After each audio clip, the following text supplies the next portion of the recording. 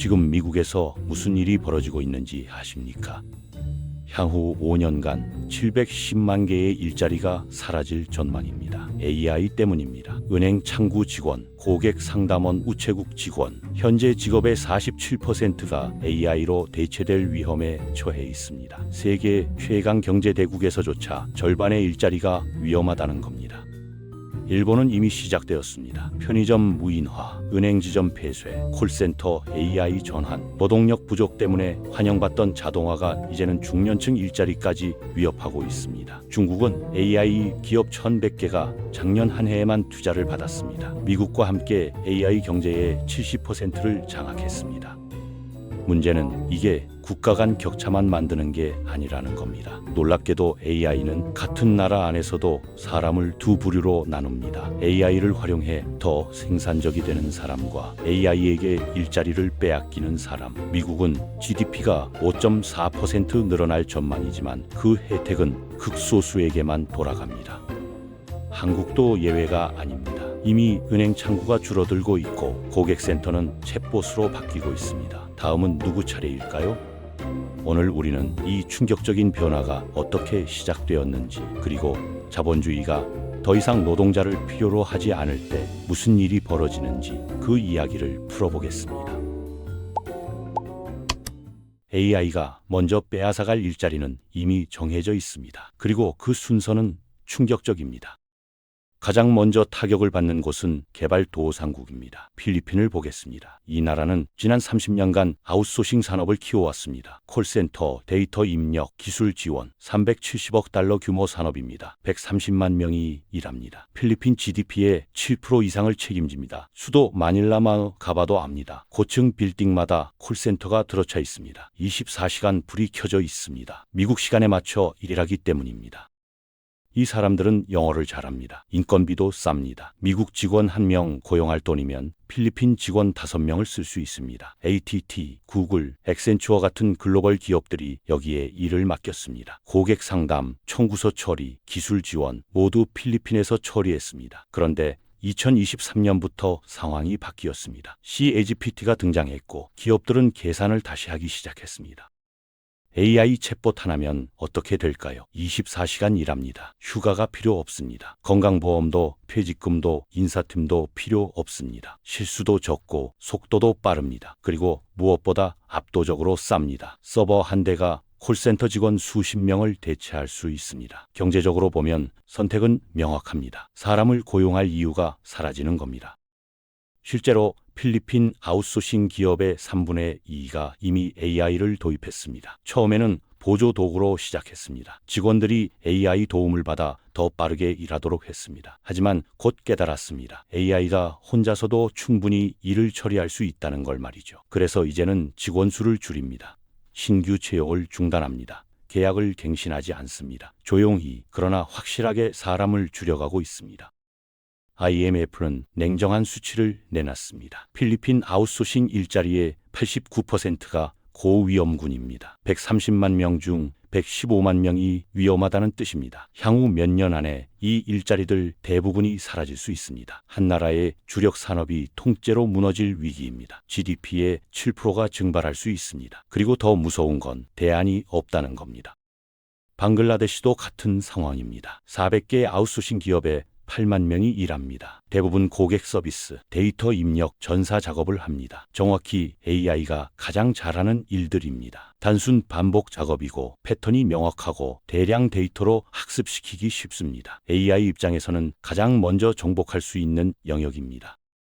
여기서 중요한 질문이 나옵니다. 왜 하필 이 나라들이 먼저 당할까요? 답은 간단합니다. 이 나라들이 한 일이 정확히 AI가 대체하기 쉬운 일이었기 때문입니다. 30년간 이 나라들은 선진국의 단순 업무를 받아서 처리했습니다. 창의성이나 판단력이 필요한 일이 아니었습니다. 정해진 매뉴얼대로, 정해진 절차대로 처리하는 일이었습니다. 이런 일은 AI가 가장 잘합니다.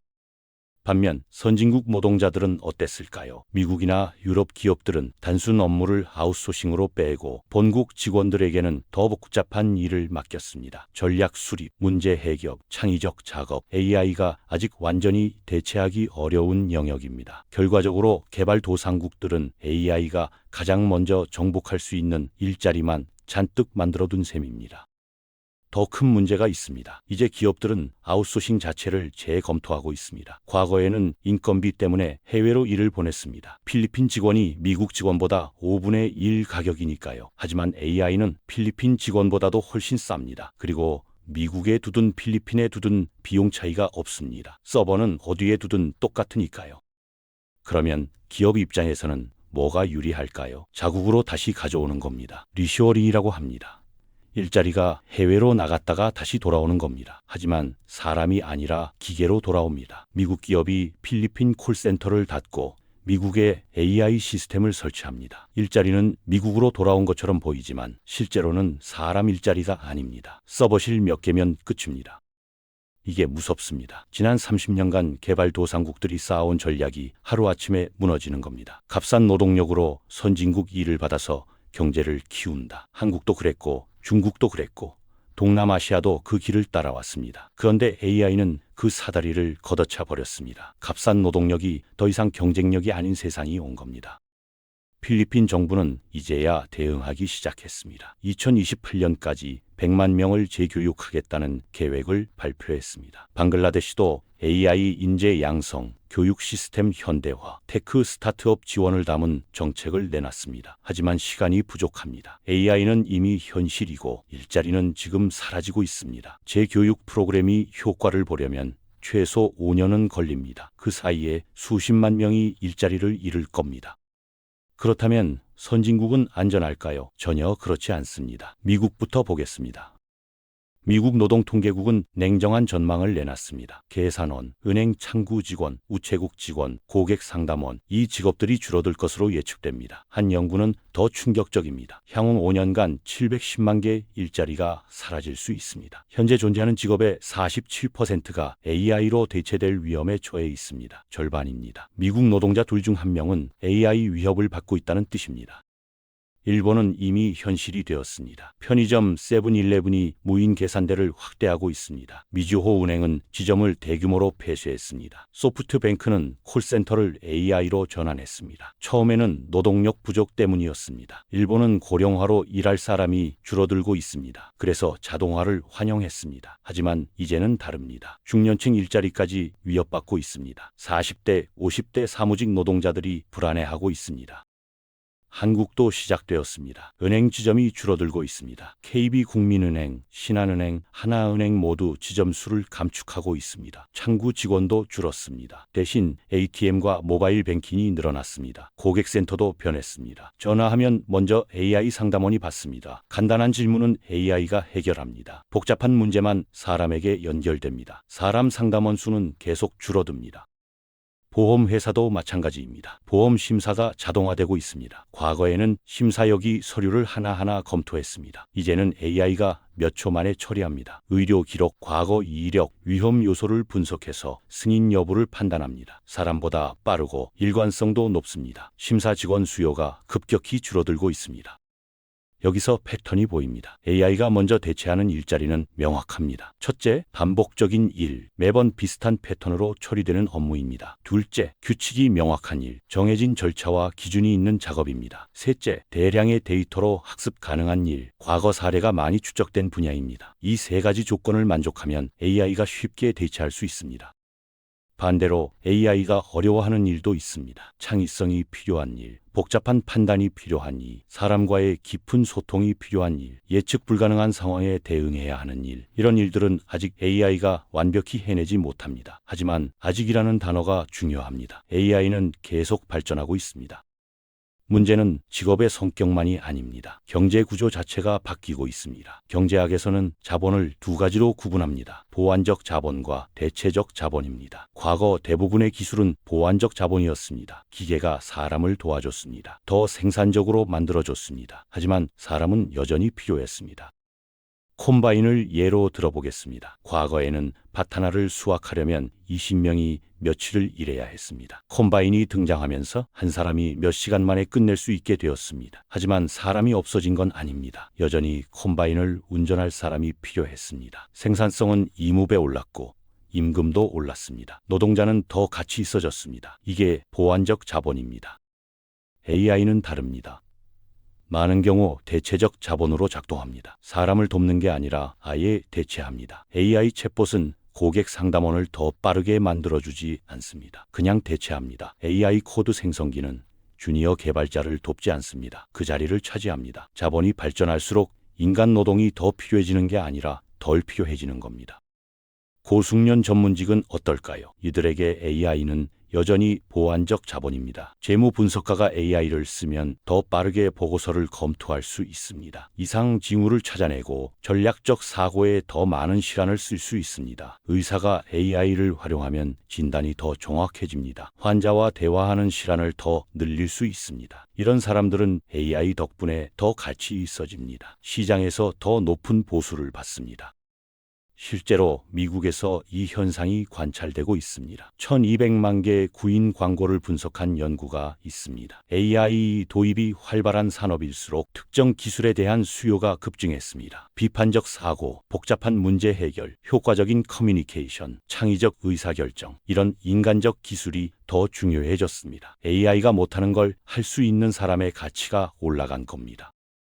반대로 단순 데이터 입력, 정형화된 고객 응대, 기초 코딩, 반복적 계산, 이런 기술은 수요가 급감했습니다. 기업들이 이제 이런 일을 하는 사람을 안 뽑습니다. AI가 하니까요. 결과는 노동시장이 양극화됩니다. 위는 더 올라가고 아래는 사라집니다. 중간은 빠르게 무너집니다. AI가 만드는 격차는 개인 간에만 나타나지 않습니다. 국가 간 격차도 엄청납니다. 경제정책연구센터가 충격적인 전망을 내놨습니다. 미국은 향후 10년간 AI 덕분에 GDP가 5.4% 늘어날 것으로 예측됩니다. 영국, 독일, 한국도 비슷합니다. 45% 성장입니다. 반면 저소득 국가들은 고작 2.7~3.5% 성장에 그칩니다. 거의 절반 수준입니다. 개발도상국이 더 빠르게 성장해서 선진국을 따라잡는다는 기존 공식이 무너지고 있습니다. 더 무서운 건 이유입니다. AI가 가져다주는 부가 특정 국가에 집중되고 있기 때문입니다. PwC는 2030년까지 AI가 전 세계 GDP에 15.7조 달러를 더할 것으로 예측했습니다. 엄청난 숫자입니다. 하지만 그중 70%가 단 두 나라로 갑니다. 미국과 중국입니다. 나머지 전 세계가 30%를 나눠 갔습니다. 부의 집중이 극단적입니다. 왜 이렇게 될까요? AI를 소유한 나라와 그렇지 않은 나라로 나뉘기 때문입니다. AI 기술은 공짜가 아닙니다. 개발하려면 막대한 투자가 필요합니다. 고급 인력, 슈퍼컴퓨터, 엄청난 데이터, 이 모든 게 돈입니다. 그리고 이 자원은 소수 국가에 압도적으로 집중되어 있습니다. 2017년부터 지금까지 대규모 AI 시스템을 몇 개나 개발했는지 세어봤습니다. 미국이 135개입니다. 압도적 1위입니다. 중국이 110개로 2위입니다. 그 다음은 영국 25개, 프랑스 24개입니다. 그 외 국가들은 거의 없습니다. 한두 개 수준입니다. AI 개발 능력 자체가 극소수 국가에 집중되어 있습니다. 기업도 마찬가지입니다. 2024년 한 해만 봅시다. 미국에서 1,100개가 넘는 AI 스타트업이 대규모 투자를 받았습니다. 유럽 전체는 그 절반도 안 됩니다. 중국은 정부 주도로 AI 기업을 집중 육성하고 있습니다. 나머지 나라들은 거의 구경만 하고 있습니다. 자본이 미국과 중국으로 몰리고 기술도 거기서 나오고 인재도 거기로 갑니다. 특허를 봐도 명확합니다. IBM과 마이크로소프트만 해도 수천 건의 AI 관련 특허를 보유하고 있습니다. 이 특허들이 뭘 의미할까요? 장기적 통제권입니다. 기업용 도구, 기초 모델, 핵심 알고리즘, 전부 이들이 통제합니다. 다른 나라 기업들은 라이선스를 사서 써야 합니다. 기술을 직접 개발한 게 아니라 빌려 쓰는 겁니다. 종속됩니다. 하드웨어는 더 심각합니다. AI를 돌리려면 GPU가 필요합니다. 엔비디아, AMD 같은 칩입니다. 이 칩을 만드는 나라가 몇 개나 될까요?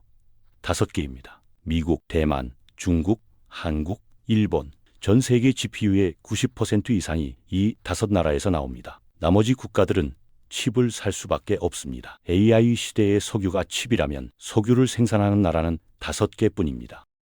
여기서 무서운 순환이 시작됩니다. 데이터 네트워크 효과라고 합니다. 데이터가 많을수록 AI가 좋아집니다. AI가 좋을수록 사용자가 늘어납니다. 사용자가 많을수록 데이터가 더 쌓입니다. 더 많은 데이터로 AI가 더 좋아집니다. 이 순환이 계속됩니다. 한번 앞서 나가면 격차가 기하급수적으로 벌어지는 구조입니다. 구글을 보세요. 전 세계 검색의 90%를 처리합니다. 하루에 수십억 건의 검색 데이터가 쌓입니다. 이 데이터로 AI를 학습시킵니다. AI가 더 정확해집니다. 사람들이 더 많이 씁니다. 데이터가 더 쌓입니다. 이 순환을 누가 따라잡을 수 있을까요? 거의 불가능합니다. 아마존도, 메타도, 마이크로소프트도 똑같습니다. 막대한 데이터를 가진 소수 기업이 AI 시장을 장악합니다. 가난한 나라들은 어떻게 될까요? AI를 만들 수 없습니다. 기술도 없고 자본도 없고 인프라도 없습니다. 대신 AI를 사서 씁니다. 미국이나 중국 기업의 제품을 라이선스로 씁니다. 사용료를 냅니다. 평생 종속됩니다. 기술 격차는 점점 벌어집니다. 따라잡을 방법이 없어집니다. 인재 유출도 심각합니다. 가난한 나라에서 뛰어난 엔지니어가 나왔다고 칩시다. 어떻게 될까요? 실리콘밸리가 데려갑니다. 연봉을 몇 배로 줍니다. 최고의 연구 환경을 제공합니다. 거절하기 어렵습니다. 결과는 두뇌 유출입니다. 가난한 나라는 교육비를 들여 인재를 키웁니다. 그 인재는 부자 나라로 떠납니다. 가난한 나라는 더 가난해집니다. 인도가 대표적입니다. 세계 최고 수준의 IT 인재를 배출합니다. 하지만 그들 대부분이 어디로 갈까요? 미국입니다. 구글, 마이크로소프트, 아마존 CEO가 인도계입니다. 실리콘밸리 엔지니어의 상당수가 인도 출신입니다. 인도는 인재를 키워서 미국에 수출하는 셈입니다. 인도 입장에서는 손해입니다. 결과적으로 AI 시대는 국가 간 격차를 더 벌립니다. 부자 나라는 AI를 개발하고 소유하고 통제합니다. 그 과정에서 막대한 부를 창출합니다. 가난한 나라는 AI를 사서 씁니다. 사용료를 냅니다. 일자리는 AI에게 빼앗깁니다. 인재는 부자 나라로 떠납니다. 격차는 계속 벌어집니다. 30년간 좁혀진 간격이 다시 벌어지기 시작한 겁니다. 이런 이야기가 처음은 아닙니다. 우리는 이미 비슷한 일을 목격했습니다. 1980년대 미국에서 일어난 일입니다. 미국 제조업이 무너졌습니다. 1980년부터 2010년까지 30년간 700만 개의 공장 일자리가 사라졌습니다. 대부분 돌아오지 않았습니다. 로봇이 사람을 대체했고 값싼 노동력을 찾아 공장들이 중국과 멕시코로 떠났습니다. 디트로이트, 클리블랜드, 영스타우, 한때 번영하던 공업 도시들이 텅 비었습니다. 디트로이트를 보겠습니다. 1950년대 인구 185만 명이었습니다. 미국 자동차 산업의 심장이었습니다. GM, 포드, 크라이슬러가 모두 여기 있었습니다. 좋은 일자리가 넘쳤습니다. 고등학교만 졸업해도 공장에 들어가 중산층 생활을 할 수 있었습니다. 집도 사고, 차도 사고, 자녀 교육도 시킬 수 있었습니다. 미국의 꿈이 실현되는 곳이었습니다. 1980년대부터 상황이 바뀌었습니다. 로봇 용접기가 도입되었습니다. 컴퓨터 제어 조립 라인이 들어왔습니다. 사람이 할 일이 줄어들었습니다. 동시에 일본 자동차가 밀려왔습니다. 품질도 좋고 가격도 쌌습니다. 미국 자동차는 경쟁력을 잃었습니다. 공장들이 문을 닫기 시작했습니다. 일자리가 증발했습니다. 실업률이 치솟았습니다. 사람들은 처음에 기다렸습니다. 공장이 다시 문을 열 거라고 믿었습니다. 일시적 불황이라고 생각했습니다. 하지만 공장은 돌아오지 않았습니다. 몇 개월이 지나고 몇 년이 지나고 10년이 지났습니다. 일자리는 영영 사라졌습니다. 2013년 디트로이트는 파산했습니다. 미국 역사상 최대 규모 도시 파산이었습니다. 인구는 68만 명으로 줄어들었습니다. 절반 이상이 떠난 겁니다. 클리블랜드도 마찬가지였습니다. 철강 산업의 중심지였습니다. 1950년 인구 91만 명이었습니다. 2020년에는 38만 명입니다. 60% 감소했습니다. 영스타운은 더 심각했습니다. 1977년 한 해에만 철강 공장 3개가 문을 닫았습니다. 5천 명이 일자리를 잃었습니다. 작은 도시에서 5천 명이면 엄청난 숫자입니다. 도시 경제가 붕괴했습니다. 일자리 상실은 단순히 소득 감소만이 아니었습니다. 삶 전체가 무너졌습니다. 실업률이 올라가자 범죄율도 올라갔습니다. 약물 중독이 퍼졌습니다. 특히 오피오이드 중독이 심각했습니다. 러스트벨트 지역의 기대 수명이 떨어지기 시작했습니다. 선진국에서 기대 수명이 줄어드는 건 매우 이례적인 일입니다. 그만큼 사회가 병들었다는 뜻입니다. 학교도 무너졌습니다. 사람들이 떠나니 세수가 줄었습니다. 교육 예산이 삭감되었습니다. 학교 시설이 낙후되었습니다. 우수한 교사들이 떠났습니다. 아이들의 학업 성취도가 떨어졌습니다. 대학 진학률도 낮아졌습니다. 다음 세대도 희망이 없어진 겁니다. 세대를 넘어 가난이 고착화되었습니다. 새 일자리가 생기긴 했습니다. 하지만 질이 달랐습니다. 과거 공장 일자리는 시간당 25달러를 받았습니다. 건강보험, 퇴직연금, 유급휴가가 있었습니다. 노조가 있어서 권리를 보호받았습니다. 새로 생긴 일자리는 월마트 계산원, 패스트푸드 직원, 창고 노동자, 시간당 10에서 12달러입니다. 혜택도 없습니다. 고용도 불안정합니다. 중산층에서 빈곤층으로 추락한 겁니다. 영국도 비슷했습니다. 1980년대 대처 정부가 탄광, 조선소, 철강 공장을 민영화하거나 폐쇄했습니다. 북부 잉글랜드와 스코틀랜드가 가장 큰 타격을 받았습니다. 셰필드는 철강 도시였습니다. 일자리가 사라지자 도시가 쇠퇴했습니다. 썬덜랜드는 조선업으로 먹고 살았습니다. 조선소가 문을 닫자 경제가 무너졌습니다. 40년이 지난 지금도 이 지역들은 영국 평균보다 소득이 낮고 사회 이동성도 낮습니다. 여기서 중요한 교훈이 있습니다. 장기적으로는 경제가 회복될 수 있습니다. 새로운 산업이 생기고 GDP는 다시 올라갑니다. 하지만 단기적 충격은 엄청납니다. 그리고 그 충격을 받은 사람들과 지역은 회복하지 못합니다. 불평등이 뿌리내리면 되돌리기 매우 어렵습니다. 30년 전 로봇과 아웃소싱이 공장 노동자들을 대체했습니다. 지금 AI가 사무직 노동자들을 대체하고 있습니다. 패턴이 똑같습니다. 기술이 발전하고 자본이 투자되고 일자리가 사라집니다. 회사는 비용을 절감하고 주주는 이익을 얻고 노동자는 거리로 나앉습니다. 역사가 반복되고 있습니다.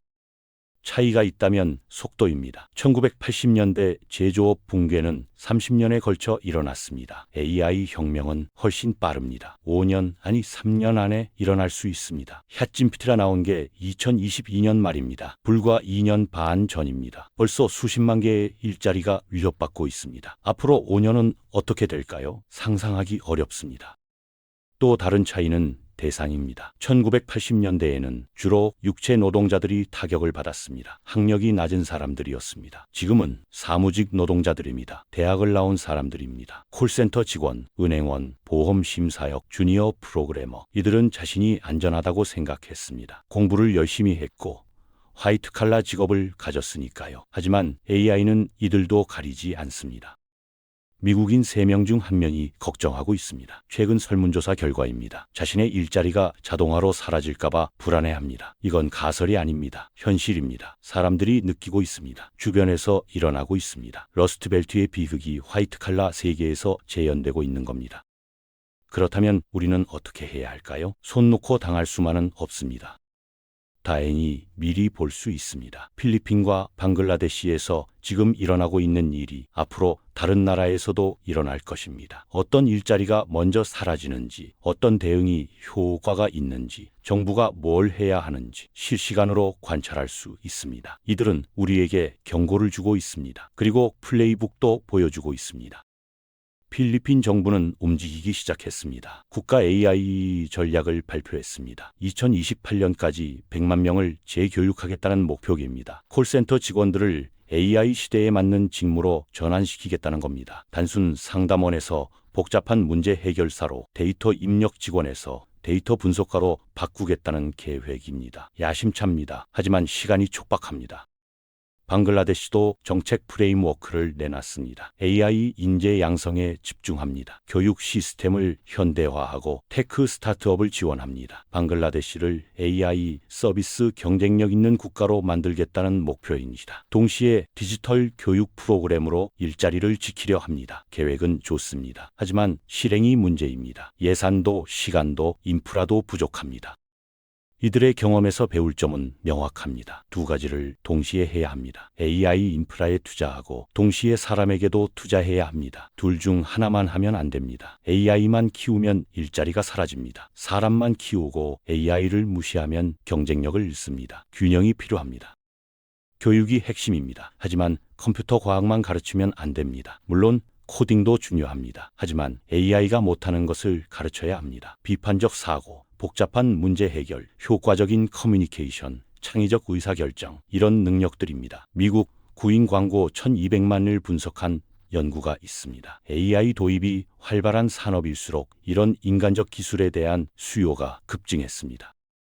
이게 무슨 뜻일까요? AI가 일자리를 완전히 없애기보다는 성격을 바꾸고 있다는 겁니다. 단순 반복 부분은 AI가 맞습니다. 사람은 판단하고 소통하고 창의적으로 문제를 해결합니다. 그러려면 교육이 바뀌어야 합니다. 암기 위주에서 사고력 중심으로, 정답 찾기에서 질문 만들기로 바뀌어야 합니다. 평생 교육도 중요합니다. 한국을 보세요. 교육의 GDP의 5% 이상을 씁니다. OECD 최상위입니다. 하지만 대부분 사교육입니다. 그리고 청소년 대상입니다. 40대, 50대는 거의 없습니다. 직장에서 잘리면 재교육받을 곳이 마땅치 않습니다. 덴마크는 달랐습니다. 어느 나이든 다시 배울 수 있었습니다. 산업이 바뀌면 노동자도 바뀔 수 있었습니다. 이게 필요합니다. 디지털 인프라도 필수입니다. 전 세계 26명이 아직 인터넷이 없습니다. 인터넷 없이 AI 경제에 참여할 수 없습니다. 세계은행 연구에 따르면 브로드밴드 보급률이 10% 늘어나면 개발도상국 GDP가 1.4% 증가합니다. AI 효과까지 더하면 더 클 겁니다. 인터넷 접근성을 높이고 기기 가격을 낮추고 디지털 교육을 확대해야 합니다. 여기서 중요한 질문이 나옵니다. AI로 생산성이 올라가는데 노동자 소득이 줄어들면 어떻게 될까요? 경제가 텅 빕니다. 기업은 많이 생산하는데 살 사람이 없습니다. 소비가 줄어듭니다. 경제가 돌지 않습니다. 생산성 향상의 혜택이 널리 퍼져야 합니다. 기업 이익만 늘어나면 안 됩니다. 그러려면 근본적인 질문을 해야 합니다. AI는 누가 만들까요? 누가 통제할까요? 누가 이익을 가져갈까요? 지금은 소수 대기업이 독점하고 있습니다. 구글, 마이크로소프트, 아마존, 메타, 엔비디아, 이들이 AI를 소유합니다. 이들이 규칙을 만듭니다. 이들이 이익을 가져갑니다. 이게 과연 지속 가능할까요? 만약 AI가 계속 발전해서 대부분의 사람이 쓸모 없어진다면, 노동자가 팔 게 아무것도 없다면 자본주의는 작동할까요? 소비자가 없는 자본주의는 불가능합니다. 아무리 생산성이 높아도 살 사람이 없으면 경제가 무너집니다. 이 문제를 어떻게 해결할 것인가? 기본소득인가? 부의 재분배인가? 새로운 경제 모델인가? 한국은 어떻게 해야 할까요? 강점이 있습니다. 교육 수준이 높습니다. 디지털 인프라가 세계 최고입니다. 인터넷 속도, 스마트폰 보급률, 전자정보 모두 앞섭니다. 반도체, 배터리, 디스플레이 기술도 있습니다. K-팝, K-드라마로 문화 콘텐츠 강국입니다. 이런 강점을 AI 시대에 어떻게 활용할 것인가가 관건입니다. 하지만 약점도 있습니다. 노동시장이 경직되어 있습니다. 정규직 해고는 어렵고 비정규직은 보호받지 못합니다. 이중구조입니다. 재교육 시스템이 약합니다. 중년이 되어 일자리를 잃으면 재기가 거의 불가능합니다. 안전망도 부실합니다. 실업급여가 짧고 적습니다. 이런 시스템으로는 AI 시대를 버티기 어렵습니다. 자본주의가 더 이상 노동자를 필요로 하지 않으면 어떻게 될까요? 이제 답할 시간입니다. 역사를 보면 패턴이 있습니다. 새로운 기술이 나오면 일자리가 사라집니다. 하지만 새로운 일자리도 생깁니다. 농업에서 제조업으로, 제조업에서 서비스업으로 이동했습니다. 그래서 낙관론자들은 말합니다. AI도 마찬가지일 거라고. 일부 일자리는 없어지지만 새로운 일자리가 더 많이 생길 거라고. 하지만 이번은 다를 수 있습니다. 과거에는 기계가 우리 근육을 대체했습니다. 그래서 우리는 두뇌를 썼습니다. 인간이 진화적으로 가장 많이 투자한 게 뇌입니다. 사고하고 판단하고 소통하는 능력입니다. 그런데 AI는 바로 그 두뇌를 대체하고 있습니다. 그럼 우리에게 남은 게 뭘까요? 낙관론자들은 창의성을 말합니다. AI는 창의적이지 못하다고, 인간 고유의 영역이라고. 정말 그럴까요? AI가 그림을 그립니다. 음악을 작곡합니다. 시나리오를 씁니다. 물론 아직 인간만큼은 아닙니다. 하지만 5년 전과 비교해보세요. 얼마나 발전했습니까? 앞으로 5년은 어떻게 될까요? 10년 후는요? 비관론자들은 디스토피아를 그립니다. 소수의 AI 소유자가 모든 부를 독점합니다. 대다수 사람은 쓸모 없어집니다. 일할 것도 벌 돈도 없습니다. 극심한 불평등, 사회 붕괴, 혼란, 영화 같은 이야기지만 가능성이 없지 않습니다. 이미 그 조짐이 보입니다. 부의 집중, 일자리 양극화, 격차 확대. 현실은 아마 그 중간 어딘가일 겁니다. 완전한 유토피아도 완전한 디스토피아도 아닙니다. AI는 계속 발전할 것입니다. 많은 일자리가 사라질 것입니다. 하지만 사회가 적응할 것입니다. 새로운 규칙을 만들 것입니다. 문제는 그 과정이 얼마나 고통스러울 것인가입니다. 1980년대 제조업 붕괴를 기억하세요. 장기적으로 미국 경제는 회복했습니다. GDP는 계속 성장했습니다. 하지만 러스트벨트는 어떻게 됐습니까? 40년이 지난 지금도 회복하지 못했습니다. 그곳 사람들은 여전히 고통받고 있습니다. 그들의 자녀들도 마찬가지입니다. 전환기의 고통이 한 세대를 넘어 이어지고 있습니다. AI 전환도 마찬가지일 겁니다. 어떤 사람들은 혜택을 받을 것입니다. AI를 활용해 생산성을 높이는 전문가들, AI 기업을 소유한 자본가들, AI를 개발하는 엔지니어들, 이들은 더 부유해질 것입니다. 하지만 AI에게 일자리를 빼앗긴 사람들은, 재교육받지 못한 사람들은, 안전망이 없는 사람들은 고통받을 것입니다. 핵심은 준비입니다. 필리핀처럼 뒤늦게 대응하면 늦습니다. 이미 일자리가 사라지고 있는데 재교육 프로그램을 만들면 소용없습니다. 지금 준비해야 합니다. 교육 시스템을 바꿔야 합니다. 평생 교육을 확대해야 합니다. 안전망을 강화해야 합니다. 노동시장을 유연하게 만들어야 합니다. 가장 중요한 건 대화입니다. AI를 누가 소유할 것인가? 어떻게 통제할 것인가? 이익을 어떻게 나눌 것인가? 이런 질문들에 대해 사회적 합의가 필요합니다. 지금은 기업들이 알아서 하고 있습니다. 정부는 뒤따라갑니다. 국민은 구경만 합니다. 이래서는 안 됩니다. AI는 소수의 문제가 아닙니다. 모두의 미래입니다. 어쩌면 새로운 경제 모델이 필요할지도 모릅니다. 자본주의는 노동과 자본의 거래로 작동합니다. 노동자는 노동력을 팔고 자본가는 임금을 줍니다. 그런데 노동력이 필요 없어지면 거래가 성립하지 않습니다. 시스템이 작동하지 않습니다. 그럼 어떻게 해야 할까요? 기본소득, 로봇세, 데이터 배당, 새로운 아이디어들이 나오고 있습니다. 확실한 건 하나입니다. 변화는 피할 수 없습니다. AI는 이미 여기 있습니다. 계속 발전할 것입니다. 더 많은 일을 할 것입니다. 더 많은 사람을 대체할 것입니다. 이건 막을 수 없습니다. 하지만 그 과정을 어떻게 관리할 것인가? 누가 혜택을 받고 누가 고통받을 것인가? 이건 우리가 선택할 수 있습니다. 필리핀 콜센터 직원 100만 명의 이야기는 먼 나라 얘기가 아닙니다. 조만간 우리 이야기가 될 것입니다. 은행원, 보험 설계사, 회계사, 번역가, 심지어 의사와 변호사까지. AI는 누구도 피해가지 않습니다. 준비된 자만이 살아남을 것입니다. 준비되지 않은 사회는 혼란에 빠질 것입니다. 덴마크는 높은 세금으로 망하지 않고 오히려 부자가 되었습니다. 사람에게 투자했기 때문입니다. AI 시대에도 답은 같습니다. 기술에만 투자하면 안 됩니다. 사람에게 투자해야 합니다. 그래야 모두가 함께 살아남을 수 있습니다. 자본주의가 노동자 없이 돌아갈 수는 없습니다. 소비자 없는 경제는 불가능합니다. 결국 우리 모두가 필요합니다. 자본주의가 더 이상 노동자를 필요로 하지 않는다면 그건 자본주의의 끝입니다. 아니면 완전히 새로운 형태의 자본주의가 시작되는 것입니다. 어느 쪽이든 우리는 역사의 전환점에 서 있습니다. 선택은 우리의 몫입니다.